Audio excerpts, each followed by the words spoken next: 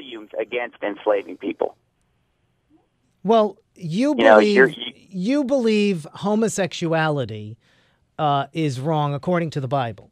But there are many other things that in the Bible are promoted and are also deemed wrong that I'm sure you don't agree with. Do you eat shellfish?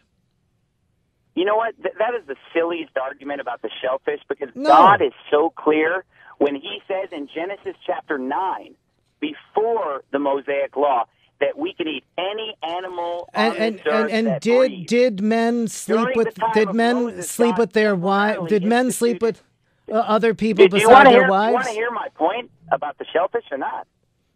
Can I finish this one point? Sure.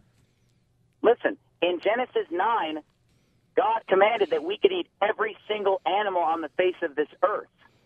Temporarily, under the Mosaic Law, there were dietary restrictions, and in the New Testament, those were clearly stated that we could eat any animal. I hear you, and I'm glad. I hear you, and I'm glad that you have your faith, and that we live in a country where we have many faiths, and people can adhere to their faith, but their faith is not the law of the land. That is. I agree. I don't think that my faith should be the law of the land. In fact, there are that's many good to things hear. in the Bible that are sins that should not be illegal. I believe that drinking and doing drugs are sins, but I do not think that either drugs or alcohol should be illegal. Okay, but there's a difference between Well, you have said you think that gay people should be executed.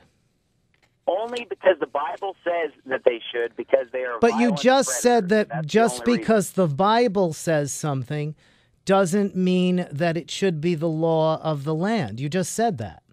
No, what I said is that there are many things that the Bible says are a sin that should not be the law of the land.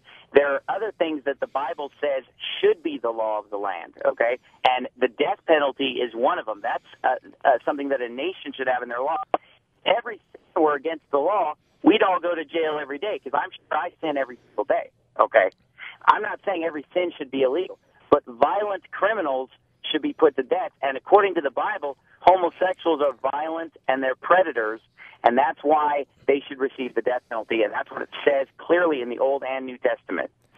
Well, you have said if you were the king, I want to play this, you would have the death penalty for many things. I want to play this. If I were king, and I'll tell you this right now, if Stephen Anderson were king in the United States, every single law of the Old Testament would be the law of the land. I mean, everything that God says is a sin would be a sin, and it would be punished exactly the way that God says it's punished. There would be the death penalty on murder. There would be the death penalty on cursing or smiting your parents. There would be the death penalty on rape. There would be a death penalty on adultery. There would be a death penalty on being a pervert. There would be a death penalty on kidnapping. Why? Because the law of the Lord is perfect, converting the soul. You think I'd come up with my own law, separate from what God says should be the law? I'm not that presumptuous, my friend. This is the perfect law. So you are saying that it should be the law of the land, the Bible. Absolutely, but notice what I said. But on some things you don't agree with that. No, you're trying to twist what I'm saying. Everything that I said in that statement, I agree with, okay? This is what it is. I said that the punishments that the Bible gives would be the law of the land, and guess what? Only certain things are punishable in the Bible. God said that drinking and drugs are wrong, but he never gave any punishment. It's up to the individual. The only thing he gave punishments for are the violent criminals that I just listed in the clip. Well, you said kids who smite their parents. If one of your children actually raise their hand to you, do you think they should be executed? Listen, Jesus Christ, when he was on this earth, in Matthew chapter 12... Listen, that's a yes or no question. That's a yes or no question. Let me answer. Jesus Christ, the answer is that if they assault their parents, the Bible says in the Old Testament, and Jesus said in the New Testament, that any child who assaults their parents should be put to death. So who am I to question what Jesus Christ said? So if you could, would you kill your children if one of them had raised their hand to you? You know what? I would not kill anyone. It's the government that enforces laws, not me. I'm just a citizen, okay? All right. Would you bring your children to be executed by the government if you could get the government to do it? What so funny about all of you is that you want to make this issue about me like I'm some kind of a radical preacher. I did not write the Bible. Why don't you just say it? You don't like Jesus Christ, and you don't like what he said, and you don't agree with it. Instead of making it about Steve Anderson, well, no, really no. Look, Jesus, since Jesus is the one that said, I'm not here to talk to you about. I'm not here to talk about Jesus or the Bible. Whoso curseth father or mother, let him die the death. That's what Jesus said. But I'm not here to talk to you about Jesus or the Bible. Jesus did not write our Constitution, nor is the Bible the law of the land right now in this country. So I'm talking about right now. You attack homosexuality as something you believe should be punishable by death. Well, Leviticus 20:13 says that. Romans chapter 1 says that. 2 Peter chapter 2 says that. So, why is this making news? I don't even understand why this is a news story when the Bible is the best-selling book in the world. You also say that you believe that homosexuality is a choice. You believe it's a temptation like adultery. Okay, so wait a minute. So I'm in the news because I believe the Bible. Okay, wow, newsflash. A preacher believes the Bible. Wow.